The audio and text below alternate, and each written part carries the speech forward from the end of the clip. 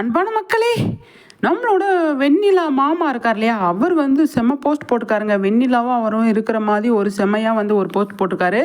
என்னன்னு சொல்லி பார்த்தீங்க அப்படின்னா, ஷூட்டிங் ஸ்பாட்டுக்கு அவங்க வந்திருக்காங்க அப்படிங்கிறது. அவங்களுக்கு ஷூட்டிங் இருக்குது அப்படிங்கிற மாதிரி தான்.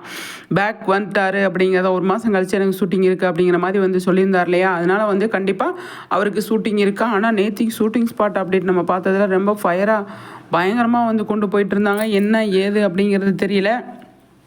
ஆனால் வெண்ணிலாவுக்கு வந்து நினைவு திரும்பிடுச்சு அப்படிங்கிறது தான். நினைவு திரும்பி தான் அவங்க வந்து வந்திருக்காங்க. ஆனால் அவங்கள வந்து கடத்திடுறாங்க அப்படிங்கிற மாதிரி வந்து தெரிய வருது. ஏன் அப்படின்னா, இந்த இடத்துல பசுபதியும் இல்லை, யாரும் இல்லை, வெண்ணிலா மாமா இருக்கார். வெண்ணிலா வந்து ஹாஸ்பிட்டலில் கையை இன்னைக்கு கூட நம்ம பார்த்தல கையை அசைக்கிறாங்க அப்படிங்கிற மாதிரி வந்து சொல்லியிருப்பாங்க.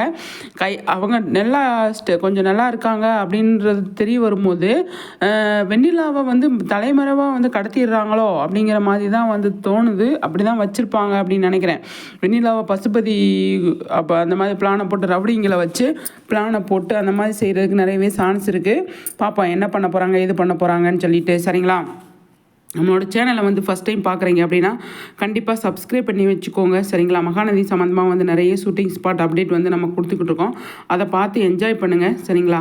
சூப்பருங்க, பயங்கரமாக வந்து அப்டேட் கொடுத்துருக்காங்க. இவங்க வந்து பேக் வந்தது வெண்ணிலா வந்து